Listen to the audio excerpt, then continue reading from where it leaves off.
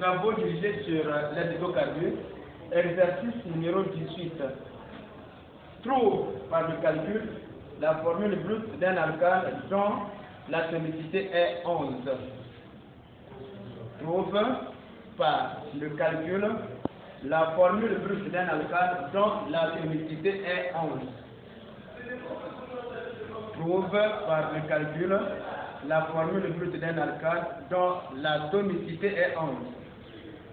Bien, alors on définit d'abord l'atomicité. C'est quoi l'atomicité? C'est le nombre total d'atomes dans une molécule. Voilà comment on peut définir l'atomicité. Exemple, dans C3H, bon, H8, l'atomicité c'est combien? Alors on va regarder combien d'atomes de carbone, 3 atomes de carbone, combien d'atomes d'hydrogène, 8 atomes d'hydrogène. Donc l'atomicité est égale à 3 plus 8 égale à 11. Bien, voilà, nous avons déterminé l'atomicité et nous allons appliquer la même règle avec les alcanes. Donc, on nous a dit qu'un alcane détermine la formule brute, trouve la formule brute d'un alcane dont l'atomicité est 11. Alors, qu'est-ce qu'il faut faire? Si on note l'atomicité par A, donc on note A qui est égal à l'atomicité, à quoi est égal l'atomicité de CN, H, 2N plus 2. Et ici, dans cette formule, nous avons combien d'atomes de carbone? Nous avons N atomes de carbone. Et combien d'atomes d'hydrogène? Nous avons 2N plus 2 atomes d'hydrogène. Et on trouve le total. Donc nous avons N plus 2N égale à 3N. Donc ici nous avons 2, donc plus 2. Et c'est ce que nous avons trouvé ici. Atomicité égale, donc le CnH2n est égal à 11. Mais à quoi est égal cette atomicité? Nous avons combien d'atomes de carbone ici? N atomes de carbone. Et combien d'atomes d'hydrogène? Nous avons 2N plus 2 atomes d'hydrogène. Et nous allons effectuer le calcul. N plus 2N égale à 3N plus 2. Et cette atomicité est égale à 11. Cela signifie qu'il faut trouver la formule brute d'un alcane dont l'atomicité est 11.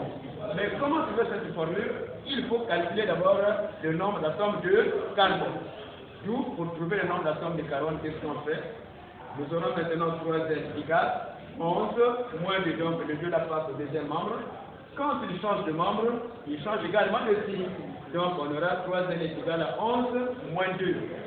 Et 3N est égal à 9, d'où N est égal par une équation mathématique. Donc on aura 9 divisé par 3 égale à 3. Comme nous connaissons déjà le nombre d'atomes de carbone, nous revenons maintenant dans la formule générale des alcanes. Et nous allons maintenant remplacer dans la formule générale des alcanes. La formule générale c'est CnH2n plus 2. Et nous remplaçons dans la formule générale. Lorsque on remplace dans la formule générale, alors vous allez trouver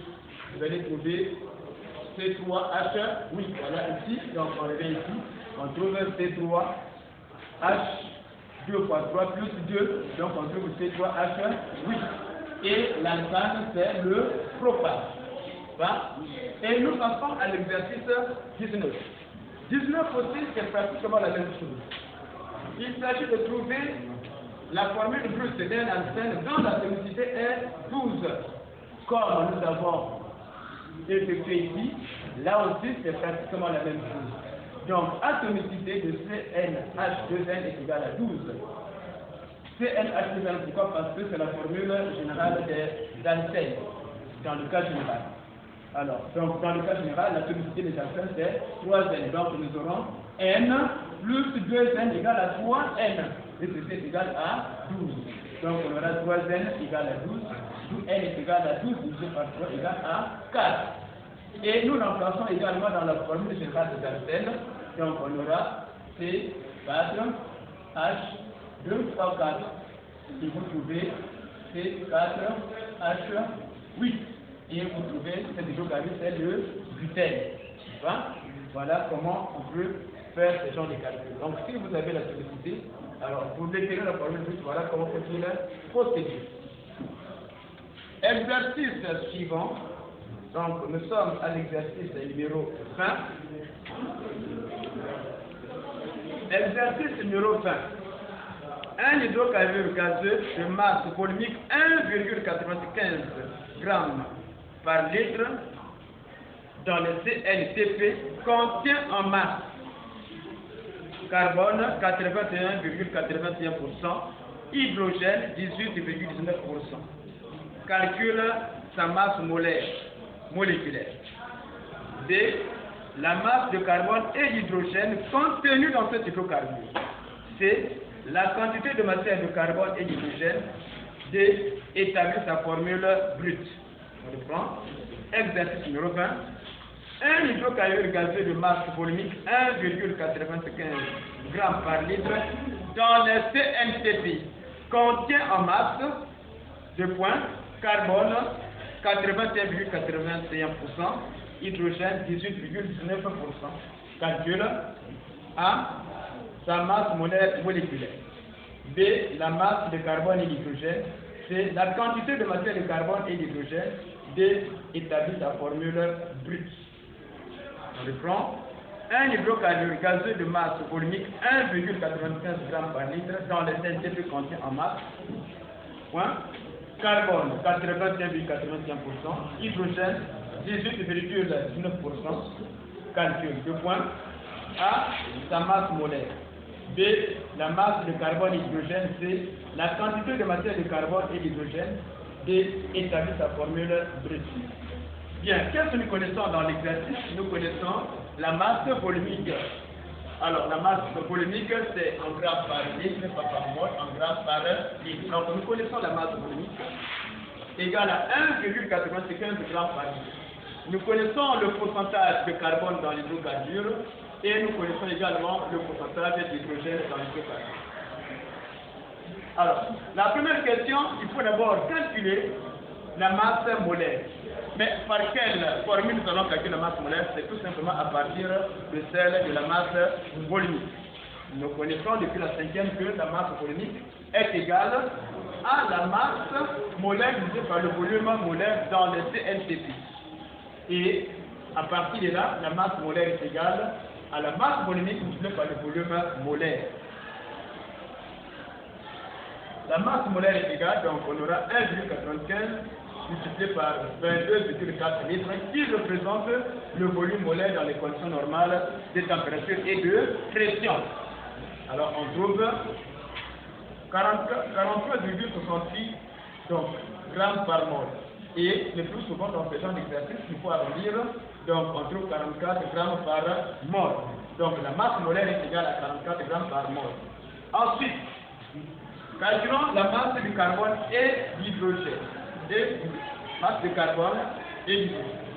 Lorsque nous écrivons 81,81%, cela signifie que dans l'hydrocarbure, dans 100 grammes d'hydrocarbure, nous avons 81,81 grammes de carbone. Et ça représente le pourcentage en masse. Donc, les pourcentages que nous avons ici, ce sont des pourcentages en masse. On peut trouver également des pourcentages de volumique. On peut trouver les pourcentages de masse. Mais ici, ce sont des pourcentages en masse. Donc, cela signifie que dans 100 grammes d'hydrocarbure, nous avons 81 grammes de carbone. D'où on écrit aussi par des proportions. Donc, on aura 100 grammes qui donne 81,81. Et nous allons calculer maintenant la masse de carbone contenue dans 44 grammes de cet hydrocarbure. Et en ce moment, donc, nous avons la quatrième forme des proportions avec une quatrième proportionnelle. Donc ici, pour trouver la masse de carbone, nous avons multiplié 44 par 81,81 divisé par 100. Et nous trouvons 35,99% qu'on arrondit à 32. Et ici, calcule la masse d'hydrogène. Puisque d'après la définition, on dit que l'hydrocarbure est constitué du carbone et du hydrogène. C'est-à-dire, la masse de l'hydrocarbure est égale à la masse de carbone plus la masse d'hydrogène. Mais comme nous connaissons déjà la masse de carbone, alors le reste c'est la masse d'hydrogène. D'où, on écrit ici, masse d'hydrogène est égale à la masse de l'hydrocarbure moins la masse de carbone. Alors, donc on aura 44 moins 36, on trouve 8 grammes. qui est C, quantité, calculons la quantité de matière de carbone. Alors, c'est-à-dire quantité de matière ou nombre de moles d'atomes. Alors, quantité de matière ou nombre de moles d'atomes de carbone est égal à la masse de carbone contenue dans l'hydrocarbure divisé par la masse molaire atomique du carbone. Donc, nous aurons 36 divisé par 12 et nous allons trouver 3. Donc, le nombre de moles d'atomes de carbone est égal à 6. Et la quantité de matière d'hydrogène. Nous, là aussi, c'est la même chose. Donc, on doit diviser la masse d'hydrogène contenue dans l'hydrocarbure par la masse molaire atomique de l'hydrogène. Alors, la masse molaire atomique d'hydrogène, c'est 1. Et la masse l'hydrogène contenu dans l'hydrocarbure, c'est 8. Donc, on a 8 divisé par 1, on trouve 8. Et nous connaissons le nombre de moles d'atomes de carbone et le nombre de moles d'atomes d'hydrogène.